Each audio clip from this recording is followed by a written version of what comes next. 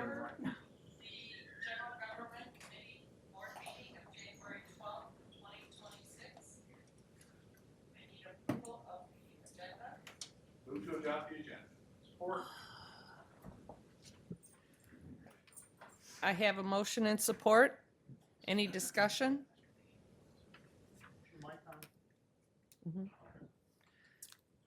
Seeing none, all in favor?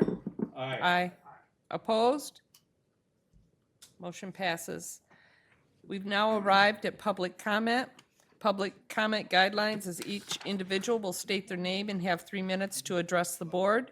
You may only address the board once under this public comment opportunity and may not yield your time to others.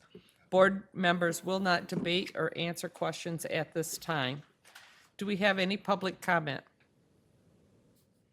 Any public comment? Seeing none, public comment is closed. That brings us to committee items. 4A, the minutes. Do I have approval for the minutes? Support. Any discussion? All in favor? Aye. Aye. Opposed? We have minutes. Okay, Cecilia, November 2025 Finance Report. Good morning. So one of the things I just want to bring out is that the budget amendment you guys posted or approved for me last month is actually for December. So again, we're just looking at November, so that budget amendment is not reflected in here. So I just want to keep that in mind. But good news though, our year-to-date, the benchmark is 91.7%. Our expenditures are way below that at 86.4, therefore why we did the December budget amendment. And then our year-to-date revenue percent total is at 96.8%, which is actually above our 3-year average. Are there any questions?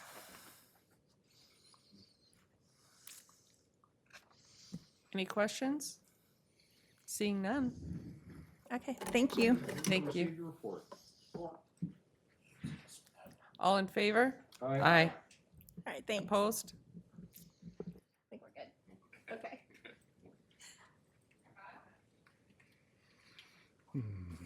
Good morning. So my semi-annual report is our 2025 annual report for the Parks Department. It's kind of a document that we put together each year to share all the accomplishments of the park millage funding and talk about different updates on projects that we've got accomplished this year. So I'll just kind of hit the highlights. It was uploaded. It's kind of a lengthy document, and I'd be happy to answer any questions along the way at the end. We'll go all the way over to page 4. We expanded this page a little bit this year. We talk about each year. We go back to when we were educating folks on what the millage dollars would be spent towards, these different bullet points, but we've kind of compiled all the things throughout the years on this page this year. So, playgrounds, for example, we've fully replaced 6 different playgrounds, but enhanced 7 playgrounds throughout our county park system. Kayak launches and boat launches, we've fully replaced 5 different boat launches. We're working hard on the Upper Grand River Water Trail plan and implementing different launches for that coming up here soon. Trail-wise, we added some new trail this year, and I think we've done a great job of maintaining our trail. So I think this is a pretty all-encompassing short list of some of the major accomplishments, though, through the first, not only this past year, but the first 7 years now of the park millage. So page 5, talk a little bit about our communications, and I think this is something that we really want to level up on this year too. I think it's getting really important to really communicate more what we've got going on and what we've accomplished. These are some of the things that we're currently doing, but we're always looking to expand this to really just be transparent on how the park millage is being spent, and we really want people to be aware of these improvements because we want people to use the parks, obviously. So a little bit about just around the department on page 6. We talk about how many grant applications that we applied for last year, which was 2. And since 2019, we've applied for several grants and gotten several donations that have totaled just over $10 million. So we've been able to really leverage the park dollars towards other dollars to increase the scope of a lot of our projects and get a lot of things that we wouldn't be able to get done. We manage a lot of different special event applications in our Parks Department, mostly at Cascades Park. There's pretty much a 5K or a walk there about every weekend. Several events at Grass Lake County Park as well. So we talk a little bit about that. A little bit about our campgrounds on page 7, Swains Lake and Pleasant Lake. We had over 1,100 reservations this past year, so pretty steady camping numbers. Those are pretty consistent each year, I would say. Page 8 and 9, we talk about the Cascades. We had a large fundraising effort this past year. Restoration of the falls, which is, that was something that communicated throughout the millage campaign as well. So we are putting some funds towards that, but we're also able to raise quite a bit of dollars to be able to move forward this year on the mechanical portion. So you all approved a contract with Spicer a couple of months ago, so they're heavy into the design on replacing the pump house and the plumbing. So we'll be bringing some bids here hopefully in the next couple of months to move forward on that just after the season this coming fall. So let's see, page 10 and 11, just a little bit about our rentals at the American One Event Center and downstairs here in the Tower Ballroom. Pretty consistent at the American One Event Center. We've got some new events this year, a couple of new ones in particular, but pretty steady. A lot of returning events we see each year. The Tower Ballroom, as you can see, is significantly grown since its first year in 2021, and there's not too much more room to grow because, as far as weekends, anyways, there's only so many weekends in the year. But we will be higher than 2025 this coming year for a lot of weddings. Beautiful space downstairs, obviously. Page 12 is just a little bit about our maintenance and operations team. I think we've got a phenomenal team that, all those different picnic shelter reservations, and there's cleanup from every campsite and things like that. So there's a lot of cleanup, a lot of restrooms to clean, a lot of snow to plow, a lot of mowing. We try to capture kind of what this crew does, and it's a lot of, they're busy year round, and they're busy on weekends and evenings and all the times that people are and are not using our park. So we're really happy with the crew that we've gotten and all the stuff that they accomplish.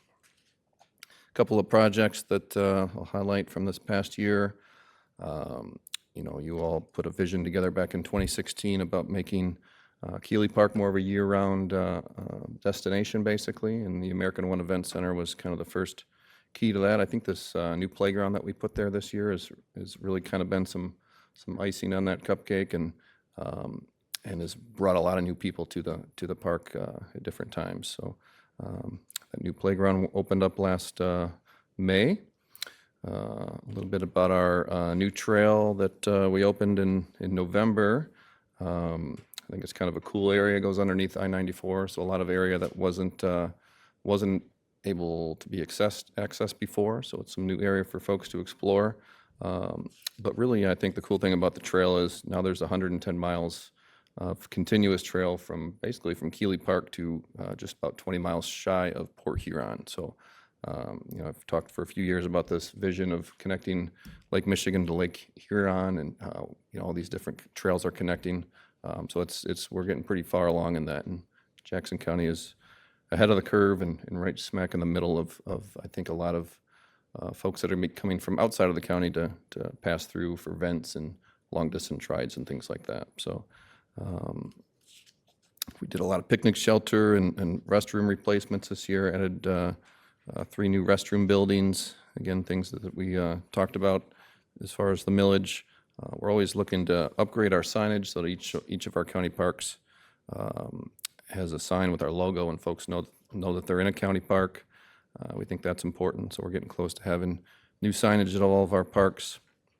And then kind of some planning that's been really happening the last year, but really the last few months. Things that you've seen, so it's just kind of reminders. But a new playground coming soon at Pleasant Lake County Park. It was approved last month, but we had some public input meetings, as you can see here, for for input on the design there because it was a community build project there. A lot of folks were attached to that. The Grass Lake project, replacing the tennis court with tennis and pickleball courts, that is underway and will be opened by the summertime. We've been working on developing a dog park at Vandercook Lake. So we've been doing some preliminary design, working with the park board on different options for that. So there's more to come on that, but we're heavily in the planning on that, as well as renovations to Minard Mills County Park. We've got a grant to do some pretty good improvements there. We talk about a lot of our different community partnerships in these last few pages, which we've got, we've got spaces that we lease, like Cascades Ice Cream, Clark Lake Community Center, and we've been able to work with folks to do historical signage and sculptures within our parks, so highlight some of that. I'll talk finally about the golf course, Cascades Golf Course. I think we've got a really healthy golf course right now financially, and this past year was our first year surpassing $1 million in revenue. So we've been doing pretty good at the golf course, and as you know, we're in a position to be able to make some improvements to the irrigation system this coming year. So.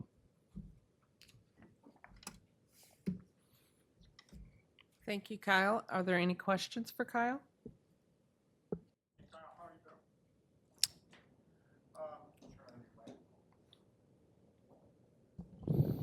Should turn on my mic. Hi, Kyle. Good morning. I want to talk a little bit about the trail that we did, Lansing Ave and Parnell. As you know, that it took a little longer than what we thought it was going to take.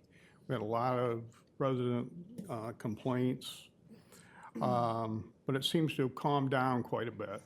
I haven't personally had a complaint in about 2 months. And then the other thing I want to know about is how effective has our snow plowing removal been in that area? Yeah, I haven't heard any complaints in quite a while either, and I think a lot of that might have been before we had any snow, and folks were just a little unsure how that was going to go. I think it's gone fine. We worked out which equipment to use as far as how we plow it. We've got some things that we added from feedback in the first couple. Once it was first opened, we've got some bollards that keep traffic, some more permanent bollards to keep traffic from driving down it. So I think a lot of the kinks have been worked out, and the plowing seems to be going great, and we've had plenty of opportunity to practice plowing for sure. So, Thank you. Commissioner Pileski. Thank you, Madam Chair. I just would remind commissioners with respect to the restoration of the Cascades that Candy and I have a challenge outstanding with all commissioners that if they will make a $500 contribution, Candy and I will match it. And so simply remind commissioners of that. And thanks for the chance to remind commissioners of that, Madam Chair. Thank you. I need a motion to receive the report.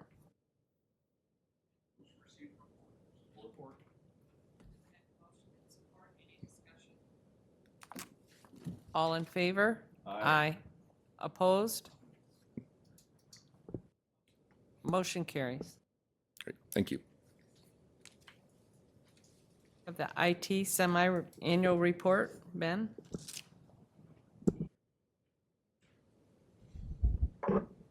Good morning. So I wanted to run through a few things here that have been going on the last few months. Construction update. Our team's been working to rebuild and reconnect some of the technology components, cabling, fiber optic connections, other pieces like that in the tower building as floors are being moved back and forth and relocated. Right now, we are just finishing up the 14th floor, hopefully all this week. The 9th floor, we have a plan in place that we're waiting confirmation to make sure is going to work for all of the various contractors and everyone involved. And we are also going to be beginning work on the 11th floor to prepare for our return, hopefully in February. And I will say that The departments over at HSB have been very welcoming to us and putting up with my staff during our relocation, and it has been a wonderful experience over there. Ticket activity. We are up 6% on the number of tickets received since last year for the year-end statistics. A lot of that came later in the year.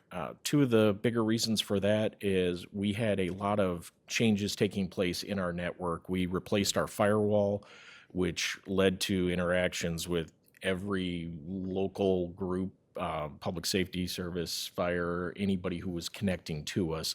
So there was a lot of back and forth that had to take place, and that generated a lot of tickets.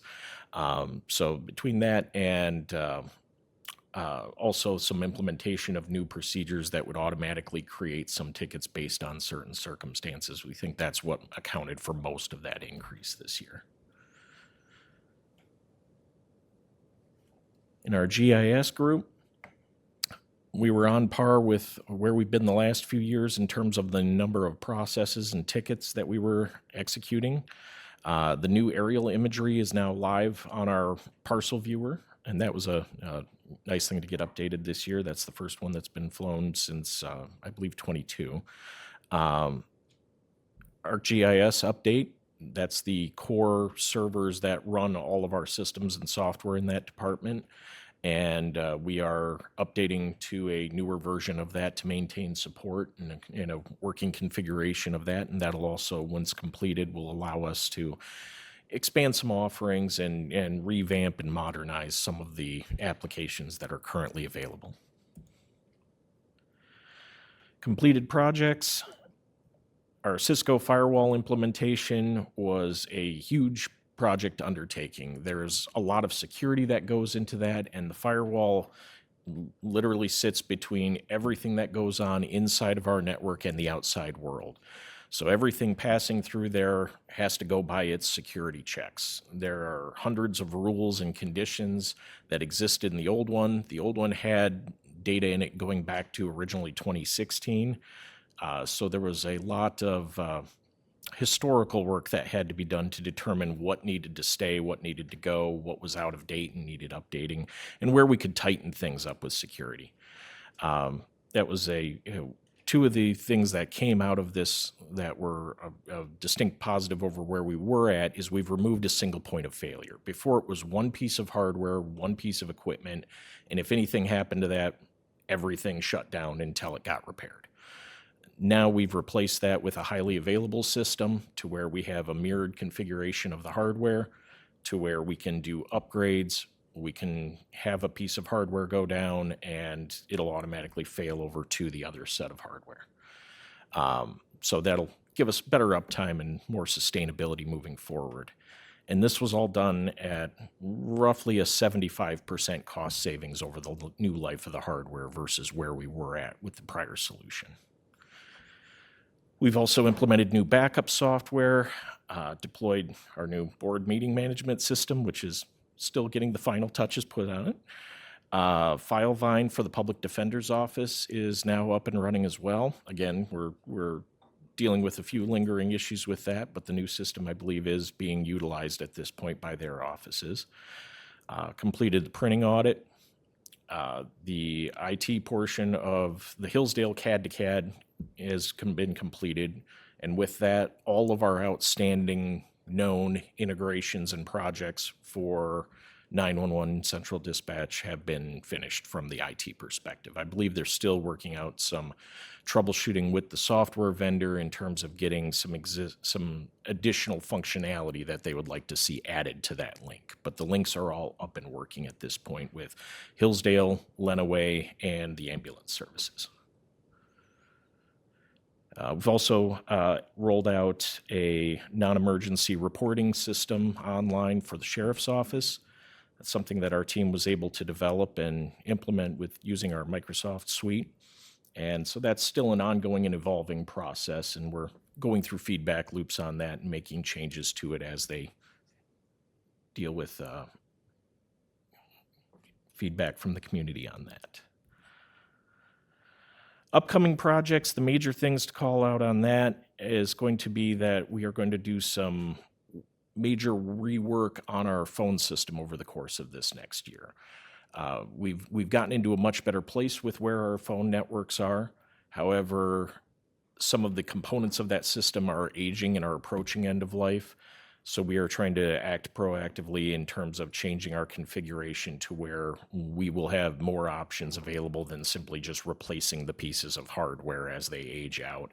Are there things that we can do to go over towards a more modernized, streamlined solution without having to do a forklift upgrade of the whole system? So that is going to be something we are approaching. The network service contracts with Comcast are going to be expiring towards the end of this year. So that is something that will be coming before the board towards midway point of the year, I'm assuming at this point. Those contracts are going to look much different than they do today. So that is another area where we hope to gain additional efficiencies. Countywide broadband grant, the BEAD grant from the federal government through the state of Michigan has been approved after the better part of 2 years of going through this process. It has actually crossed the finish line in terms of all of the regulatory approvals needed to actually award things and get things going. State is working with the winning vendors. The proposals have been accepted. We do not have direct access to the final results yet. We're awaiting that hopefully any time now. However, I was able to look at the data that had been sent to NTIA pending their final negotiations with the federal government. The overall numbers look like they have not changed much. And from the conversations I've had, they've been substantially the same as what was proposed.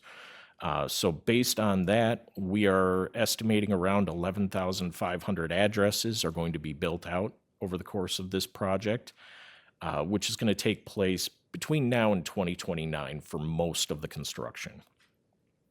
It looks like the final distribution is almost all of it in Jackson County was awarded for fiber build-outs. There was about, I think, around 7 or 8% that ended up going with awards to satellite. There were no wireless vendors, I'm happy to say, in Jackson County after the work that was done to ensure that we were able to get the coverage that was being advertised for people. So that was a big win to get that piece across the finish line there. And in terms of making something available for communication about which vendors are going to be awarded which areas, if the state has had some conversation about putting out a site that's going to allow the public to go see that information, if they don't do that, once the information is released publicly, I'll be working with our GIS team to release our own map. So that will be available one way or another. Just wanted to include a little brief conversation about security. A lot of the things that we do are, from a methodology standpoint, we adopt a defense in depth approach. Just think of it like an onion. We've got these layers out there of defense, and each one of those layers protects against different types of attacks.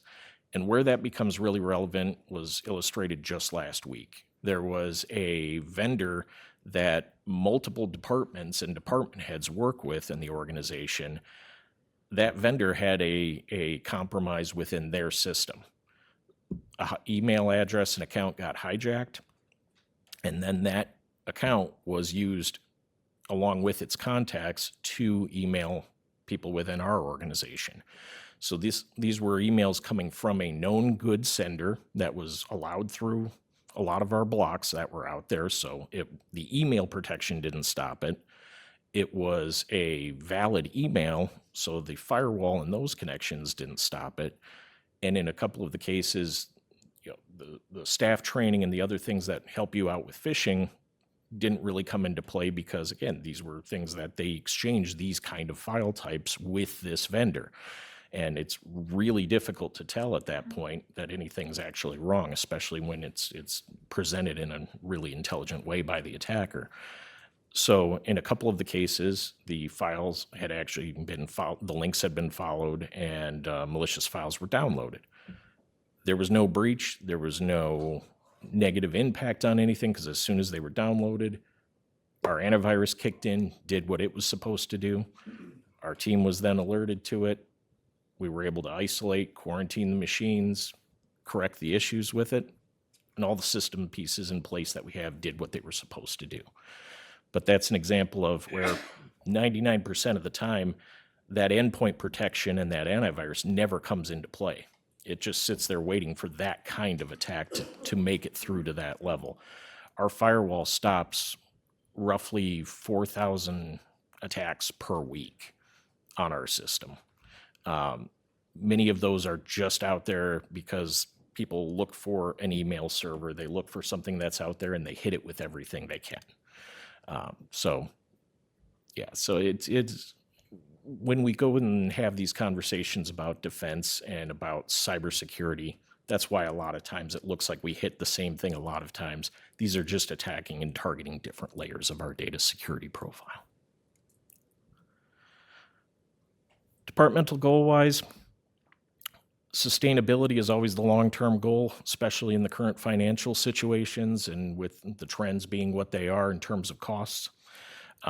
What can we do to re-engineer ourselves? What can we do to become more streamlined, more efficient? That's really what's trying to inform a lot of the decision-making. What can we do without actually limiting any of the services we're providing to make sure that we are sustaining costs whenever we can? Short term, we're looking into AI more and more. We are having conversations with several departments. The vendors that we already work with are looking at ways to incorporate AI. So we're going to see that conversation continue to take shape over the coming months and years even. Hardware replacement life cycle is something that we're going to continue to streamline and make more of an intentional approach towards. And finishing out the rest of the floor shutdowns in the Verigy project, as I said, making sure that we're able to minimize the impact on staff as they're moving back and forth in the tower. Are there any questions? Commissioner Pileski? Thank you, Madam Chair. You guys do a nice job, Mr. Director. Thank you for doing the work. I got two points I wanted to make. Number one, the spam filter is very effective. In fact, quite often if I'm getting a message from a constituent or someone else that I've never had before, it's in the spam filter. And so I do check that every day because there is occasionally something in there that I would rather not have had the spam filter out, but it's okay because I look at it. Just suggest to commissioners to check the spam filter because somebody may have sent you something you actually want to see. The BEAD grant, I want to make sure I understand what's going on with the BEAD grant because in my area, the southwest area of the county, internet service is pretty lousy. Mm-hmm. Outside of Spring Arbor, it's really awful. And so 11,500 addresses, mostly fiber between now and 2029. What will residents see? Will someone contact them to say, oh, now we can serve you? Or what should I tell residents to look for? So it's going to partly depend on the vendor that wins that area. Most of the time, what I've seen happen in the past with these, and one of the primary vendors at least that has won in the area was MEC, Midwest Energy Co-op. Midwest Energy Co-op. Yep, Okay. MEC.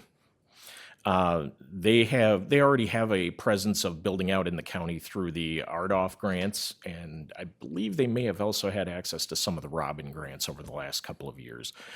They were able to win some extensions of what they were already planning on building out. So I want to say about a third of the addresses approximately that are being awarded are going to be going to them. The rest are being divided up by roughly 5 or 6 different vendors. Who might they be? Just Let's see. We have ACD Net, yeah, Comcast. Let's see. that's Xfinity, right? Yes. Okay. Let's see. We had. Trying Is to remember the other WOW, ones. WOW one of them? WOW did not participate in that one. Surf Broadband was another one that won a significant portion. Okay. And I can follow up with you with a list of what the major winners Yeah, were on people it. will want to know because it's really abominable out my way. Yep. So what'll happen with most of them is when they, even to the extent of before they do the build outs, a lot of times they'll do door hanger campaigns or leaflets and say, hey, we're coming into your area, give a call. This is when we're going to be providing services. This is when we're shooting for build outs.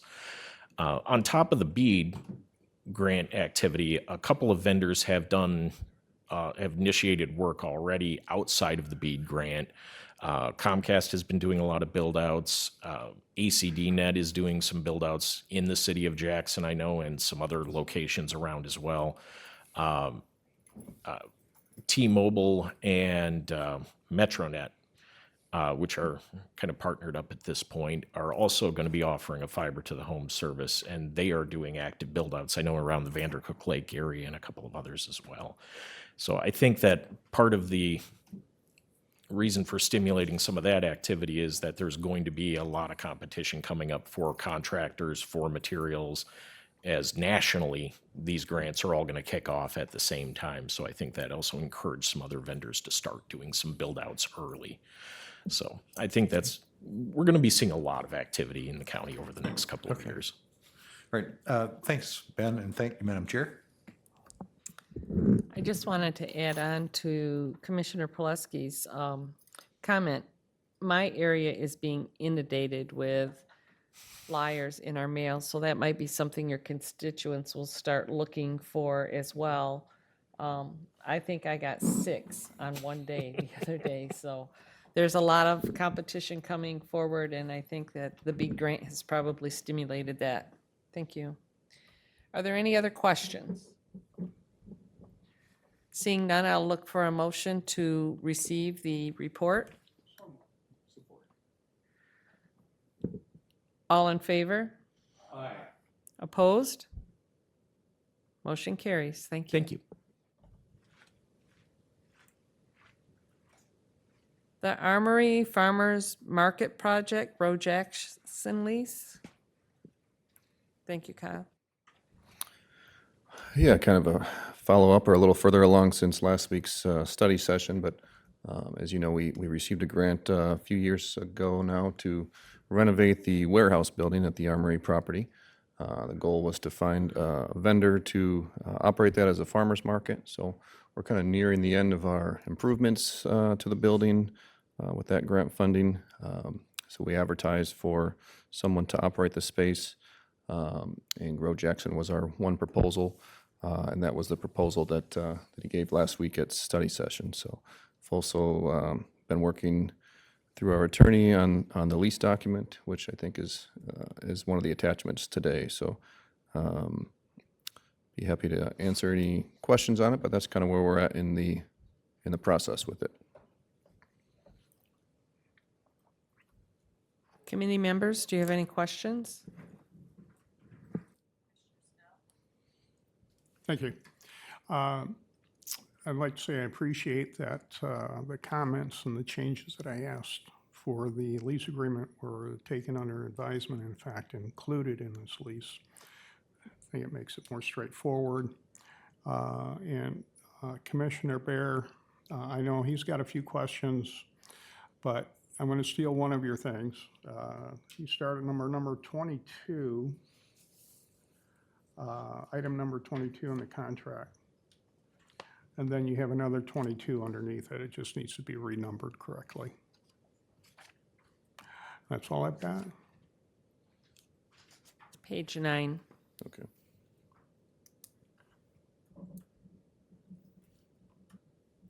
Commissioner Bear. Thank you, Chairman, for this time. Just a cleanup item on the lease, page 1 of 2 at the top.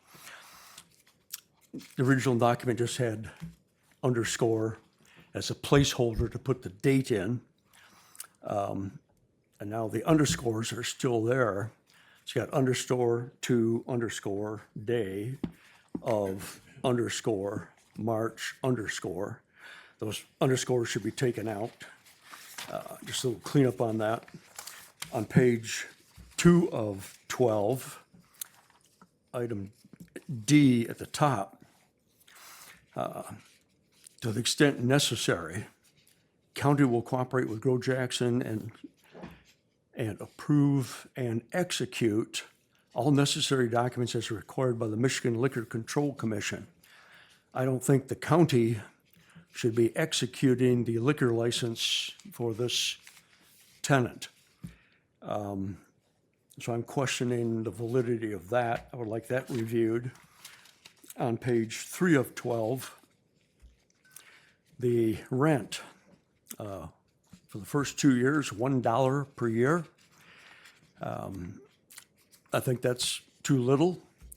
If you look at this building, the first floor, we have some, what we term incubator businesses, where we give them a very reduced rate on the rental of the space on the first floor.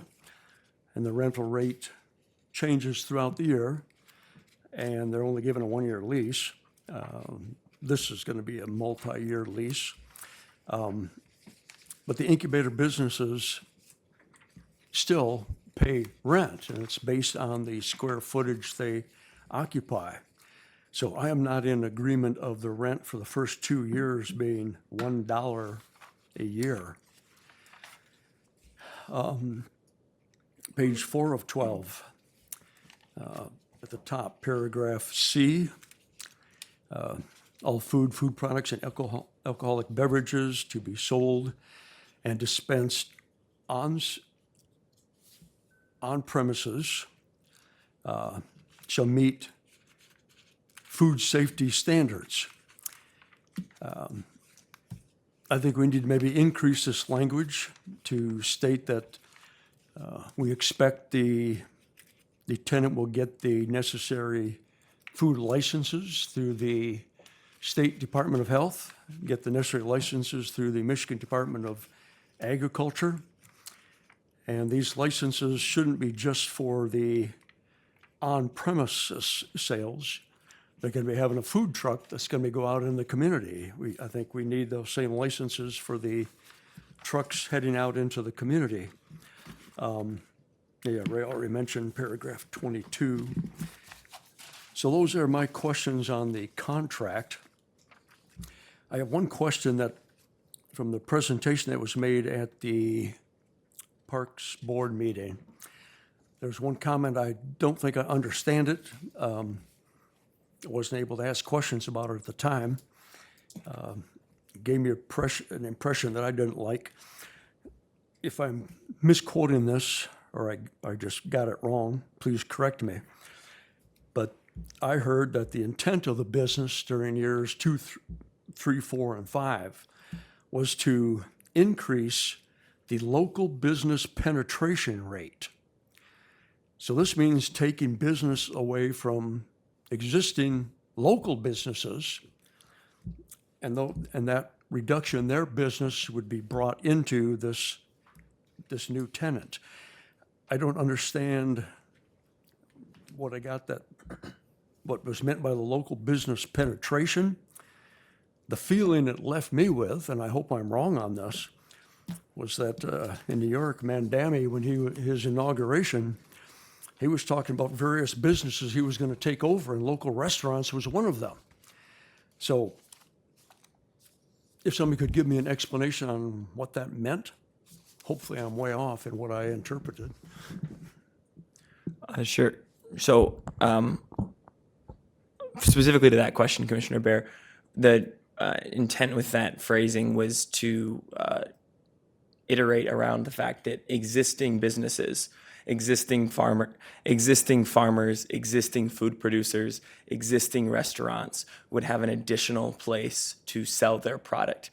So it's really more about increasing the opportunities for existing small businesses to have an additional market opportunity, not anything to do with us taking over businesses, starting businesses to compete with other food businesses, nothing like that. Just merely creating a space for a coalescing of existing businesses to bring their products. Thank you for that explanation. The other clarification, if it's appropriate, is that we will we will pay for, insure, and operate the liquor license. There will be no financial obligation or ownership of the liquor license for the county. I believe that clause is just there to say that if there's anything that we need from the county as a landlord to approve that process with the Michigan Liquor Control Commission, that we would be in good standing to do so. Thank you. Commissioner then- Willis? Yes, and to Commissioner Bear's point, I think on item 6B, it also indicates that you will also comply with all applicable regulations, statutes, ordinances, and orders of any public authority. Yes, sir. Yes, And sir. we will be licensed for safe operation by the Michigan Department of Agriculture, and we will maintain that license in good standing. They've actually already been down to see the space and are very excited about the project. And that's in that contract there, That's in so, that all right, thank you. Thank you. Jacob, I just want to clarify in my own mind that your Safe Serve licenses and things need to be publicly displayed. Is that correct? That is correct. I'm currently our only ServSafe employee, which we've not invested in yet because we haven't served any food. Everybody who is on staff at the farm stop will be ServSafe certified, and we will have all the appropriate licenses, OSHA, everything else that we need to be a legally operating food entity, we will have on display. Thank you. And Mr. Overton, I see that this has already all been to the attorneys for the wording and everything's good there. Correct. Okay, are there any further questions? Okay, hold on. So just some clarification back to the point you were talking to Commissioner Bear on the applications for liquor license and the language in there saying any help from the county. It is also your intent that you'll do all the paperwork and the filings. You're not talking about our staff doing it, correct? Yes, sir. We have already retained a Liquor Control Commission attorney for this process. Okay. So my main concern is similar. It's based off the dollar rent. I'm not in support of that. It's not for you. It's really for the commission. And if commissioners want to change the document, Mr. Overton, is this the place to do it, or is it Tuesday night? No, I think there's opportunity here for change. You just need to come up with a determination or ask us to come up with something different and bring it for Tuesday night. It's the pleasure of the board. I'd like to see the raw numbers of what we're offering our current incubator businesses here at the county building on the first floor in terms of, I know it starts off small and it increases through time and it's based off square footage, but I'd like to see the raw numbers as to what they are so we'd have something to compare it to. I'm sure we can do that. Thanks. That's it for me.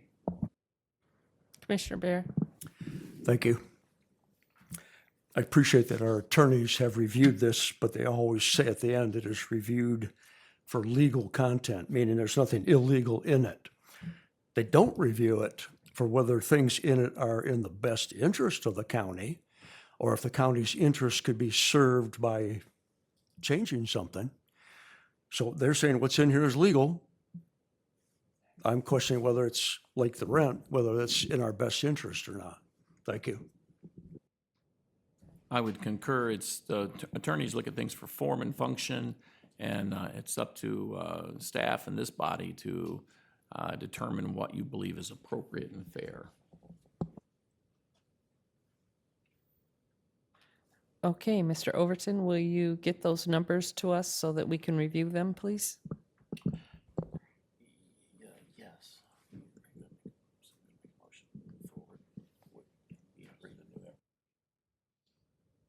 I'd like to make a motion that we move this to full board for a recommendation, for approval, yeah. And yes, I'll provide the additional information at that time and make it all available to the board. Thank you. Question before we vote, if we can. Yes. So I'm just curious if you could tell us if there was any rationale to the language of the rent that's currently in the contract. Is there a reason why we're starting at just $1? Yeah, we essentially advertise it that way when we put it out to accept proposals, with the idea that somebody could get started and get their feet under them for, a little bit of time we want them to be successful, but we also don't want it to cost us anything, I guess, is kind of how we viewed that. So, and then the 8% kind of matches our existing leases that we've got with other county facilities. Thank you. That's what I figured, but I just wanted to have that on the record. Thank you. Nothing further, Mr. Chair, or Madam Chair. So just for clarity in the future, because, sometimes we get hit by the public on how did this happen. So when you say you made a decision to advertise for $1, that has nothing to do with Mr. Inconsequio here. It's who makes that decision? Because it didn't come in front of the board to do it, the administrator. Well, Yeah, we looked at this and said, to be very frank and forthright, we do not have county tax dollars invested in this. In fact, to the contrary, because of the opportunity, the state has invested $600,000 into this project. And that, in all honesty, if we were to run the farmer's market, it would cost us money that we do not have to spend, because Grow Jackson will be spending their dollars on this. So we thought, well, we don't necessarily need money from them at this point. We want to help them be successful because, in all honesty, it helps the county. It saves us money if they succeed. Otherwise, we'll have to run a farmer's market. We did accept $600,000 to some degree on that premise from the state. Well, I thank you for your explanation and your decision. I still think the 9 commissioners that are responsible to answering to the voters whose seats are on the line each election should have some input in such big decisions. I don't disagree with that at all, and that's what's going to happen now. Thank you. Commissioner Pileski. Thank you, Madam Chair. I'm curious, this is kind of, I assume, going to be under the Parks Enterprise Fund or the Parks. I guess my main concern is that we have a segregated, discrete accounting of the activity with respect to this contract. And I guess this is more of a question for Kyle and for Cecilia, whether we'll have an easily distinguishable income statement with respect to this contract. Yeah, as far as where the revenue goes, I mean, we haven't worked out a line item for that, but I know that that's possible, and I think that, the idea is that the revenue would be going back into the building, because us as the landlord, in case things arise that we need to put. So we'll have a separate income statement that shows the revenue that comes in rent and whatever expenses are incurred with respect to the building, whatever it is, that whatever costs are allocated to this project. Yeah, I think that's just setting up some new line items. Actually, I don't believe it's any real different than the golf course, some of those kind of things. Just want to make sure we're not, that we can easily determine whenever we need to what the income and expense is of this particular item. Okay. Yes, absolutely. Thank you. Thank you, Madam Chair. Commissioner Snell. Thank you.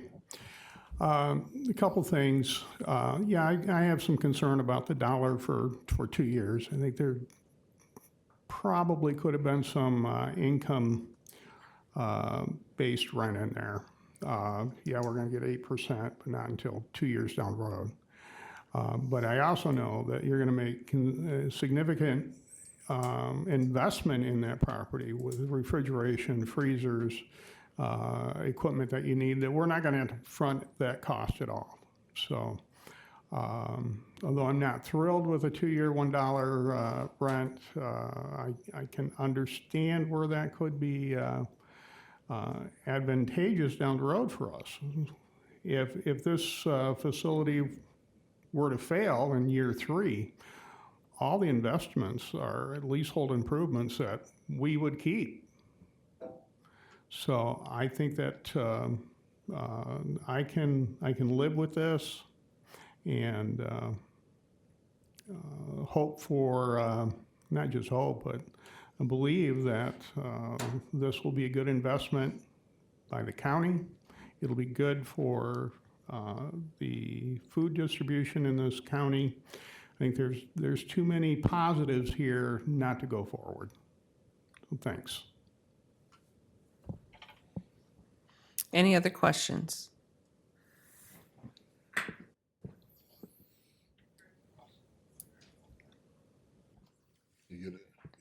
Could you please repeat your motion? Yes, I make a motion that we move the Go Jackson revocable lease agreement to the full board for approval. Do I have support? To move it forward. I have motion and support.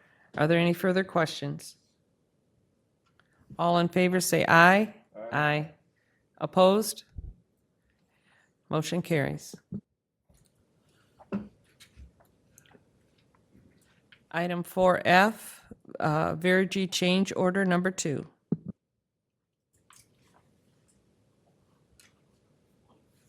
Blake, you want to give us? Blake?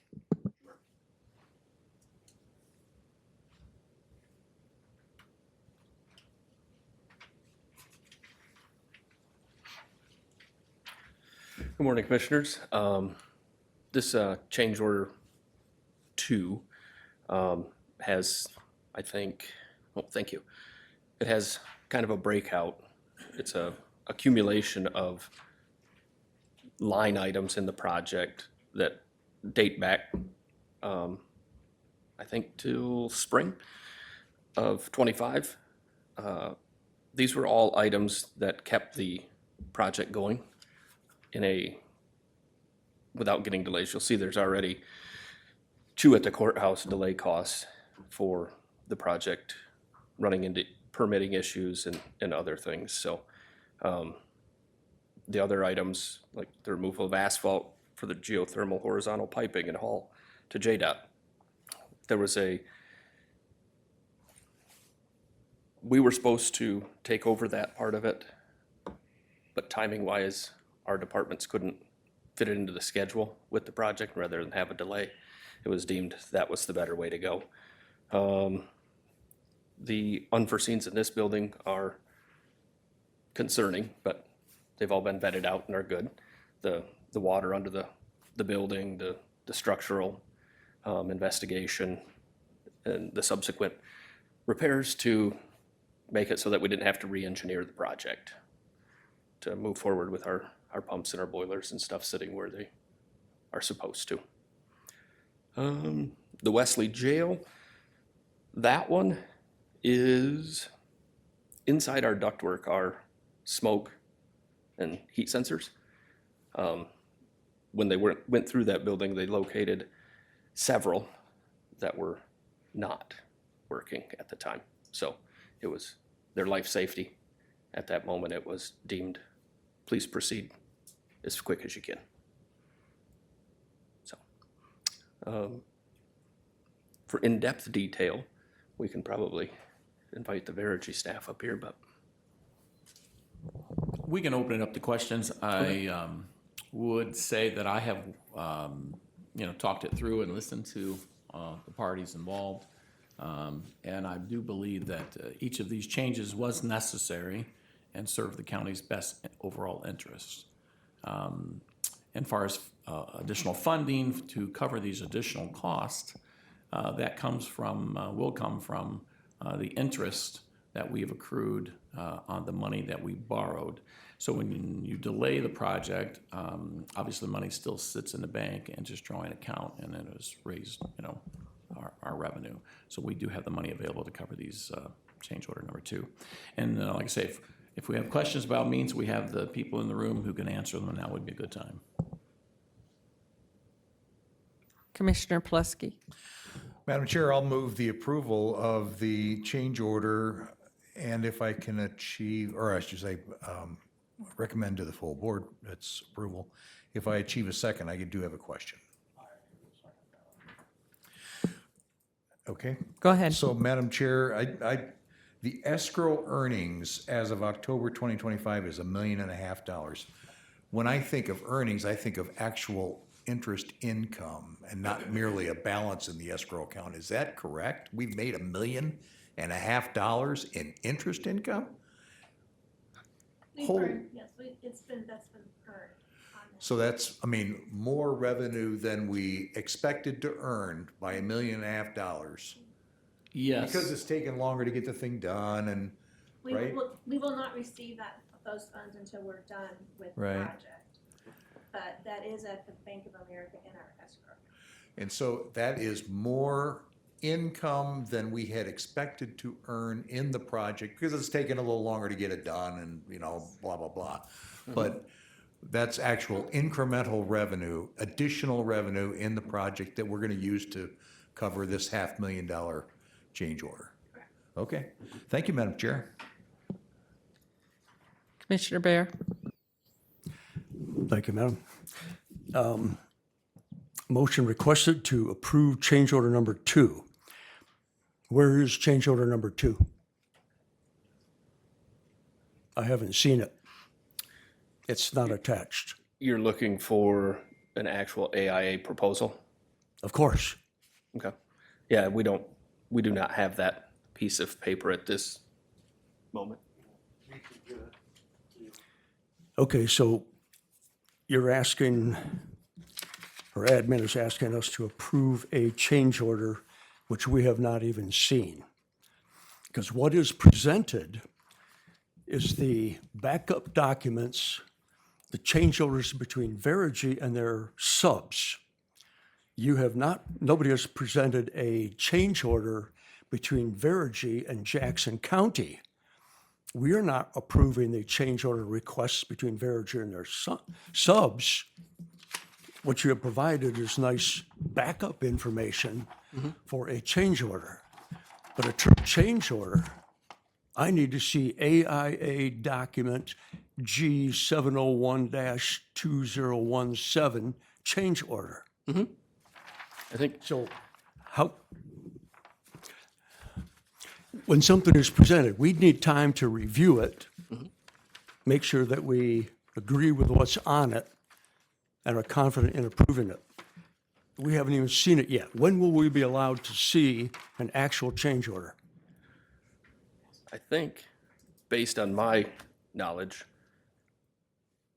this isn't it's a change order to a name, but it's more of an estimate that you're approving to get the change order done. Like, not get it completed, get it put into the AIA document and come back before you. No, I don't accept that personally. That's backwards. That's between Verigy and their subs. And they can complete those change orders whenever they wish. Dick, do you have What you input? are asking us to do is to change the contract between Verigy and Jackson County. And there's no documentation for that yet. And if I get it the day before the meeting and don't have adequate time to review it, I'm not going to support it. Give us time to review this stuff. That's fair. This whole process, things need to move faster. I agree with every change that was made in all of these exhibits. Tony, could we let Dick speak to us here, please? Commissioner Bear, I appreciate your point there. Today, after the study session, we assumed that you just wanted to go through the details and the supporting documentation. The change order will be on the AIA document that you just said, and it will be for the $491,395.46, adding that to the existing contract, and then that's the reality of what would happen, and we can have that to you before the end of today.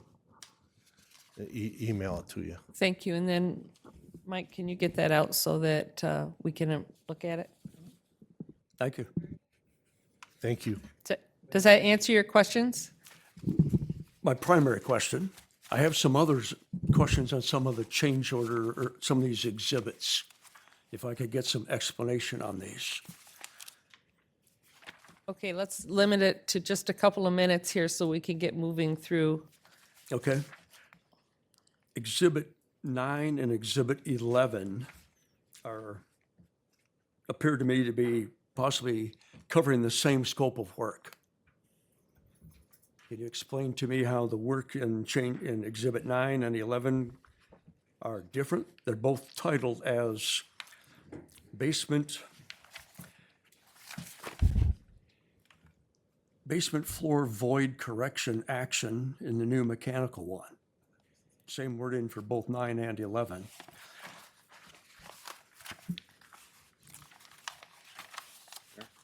I'm gonna let our project manager, Chris DeLu, because he's the one who got all these, authorized all these change orders. Exhibit number 9 is for a vendor. Exhibit number 9 is for a vendor that performed the work as described on their exhibit. Exhibit 11 is for the contractor that also performed work with that.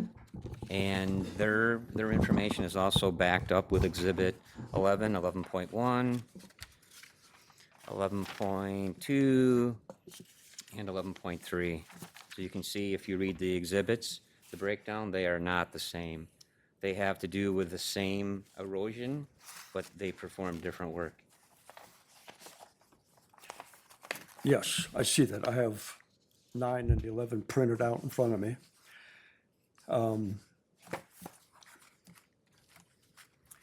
They're both talking about filling the same void. I've seen this before. That's why I'm asking the question.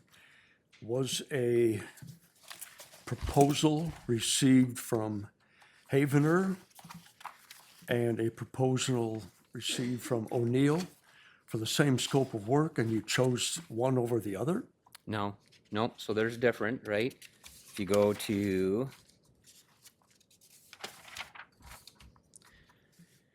Haveren, it talks about there's, they did some underneath the existing floor slab, their polymer, right? And then it also talks about the bonding agent. Yep. Two different items. Where if you go to the other exhibit, 11, it talks about adding pea stone. This is, so where the pea stone was added was where the concrete was cut out.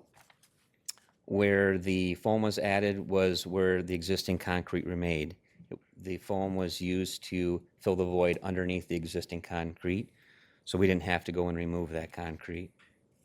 Okay, I'm going to stop right here. I'm going to ask the committee members, does anyone else? No. Okay, Commissioner Bear, would you get your final details from the Verigy crew after the meeting, please? Thank you. We have a motion and support. All in favor of moving this forward to the full board? Aye. Opposed? Motion carries. Thank you. I'd just like to say, Blake, thank you. I know that we kind of put you on the spot. You're relatively new to this thing, and there's a lot of questions that I'm sure you are not certain with, but thank you very much for your time, and please don't feel intimidated in any way by our questions. We just want to make sure that we understand. No, I appreciate the thought, but all the questions are more than welcome. Thank you.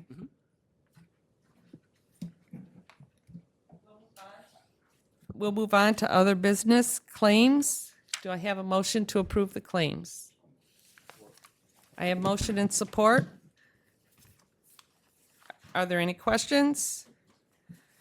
All in favor? Aye. Opposed? Motion carries. We're at our second opportunity for public comment. Each individual state their name and have 2 minutes to address the board. You may only address the board once under public comment opportunity and not yield your time to others. Board members will not debate or answer questions at this time. Is there any public comment? Any public comment? Seeing none, comment is closed. Committee member comments? No committee member comments. With that, we are adjourned.